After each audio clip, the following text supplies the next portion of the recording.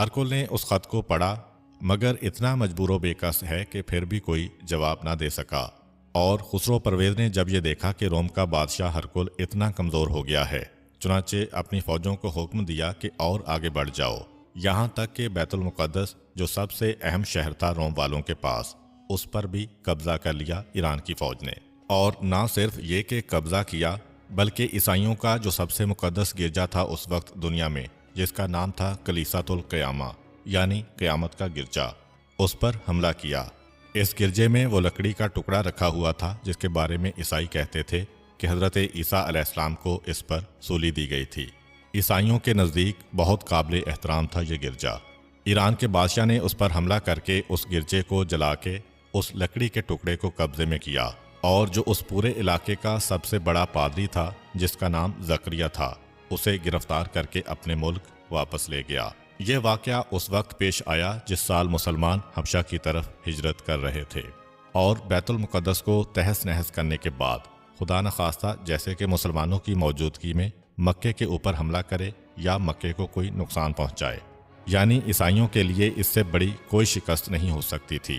اور پھر ایران کی فوجیں آگے بڑھ کے افریقہ میں داخل ہو گئیں۔ عین اس وقت مسلمان حبشہ پہنچے اور عیسائیوں کی پناہ میں گئے تو مکے میں یہ اطلاع آئی کہ جو عیسائیوں کی سب سے بڑی حکومت ہے وہ تو اس طرح مار پہ مار کھا رہی ہے، ان کا سب سے مقدس شہر ختم، ان کی مقدس سولی ختم، ان کا پورا علاقہ ختم، یہاں تک کہ افریقہ تک میں ایرانی فوجیں داخل ہو گئی ہیں۔ بس اب تو مکے کے کافروں کو ایک بہانہ ملا، انتہائی خوشی کے عالم میں بغلیں بجاتے ہوئے گزرتے ہیں، کیونکہ خیال تو یہی ہے کہ ایران والے ہماری طرح بت پرست ہیں، عیسائی مسلمانوں کی طرح سے ایک خدا کو ماننے والے ہیں۔ بغلیں بجاتے ہوئے مسلمانوں کے پیچھے لگ گئے،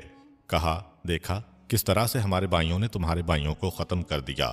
ایک دن آئے گا کہ ہم بھی اسی طرح سے تمہیں شکست فاش دیں گے۔ مسلسل تانوں پہ تانے دیے جا رہے ہیں عیسائیوں کی شکست کے حوالے سے، مسلمانوں کا مذاق اڑایا جا رہا ہے۔ مسلمان بھی ذرا رنجیدہ تو ہو گئے کہ واقعاً ایک بت پرست طاقت نے ایک خدا پرست قوم کو اس بری طرح سے شکست دی ہے۔ مسلمانوں کے دلوں میں بھی عیسائیوں کی ہمدردی تو تھی، اس لیے کہ عیسائیت بہرحال اسلام کے قریب ہے۔ مسلمان غمگین ہیں اور قریش مکہ اپنے بھائی بند آتش پرست پارسیوں کی فتح پر انتہائی خوشی کے عالم میں ہیں۔ عین اس موقع پر سورہ روم کی شروع کی 4 آیتیں نازل ہوئیں۔ رومی مغلوب ہو گئے، اور وہ مغلوب ہونے کے بعد دوبارہ شکست دیں گے اپنے دشمن کو، اور یہ واقعہ چند سالوں میں پیش آئے گا کہ دوبارہ یہی روم والے ایران والوں کو شکست دیں گے، اور ساری کائنات میں اختیار تو اللہ ہی کے ہاتھ میں ہے، اور یہ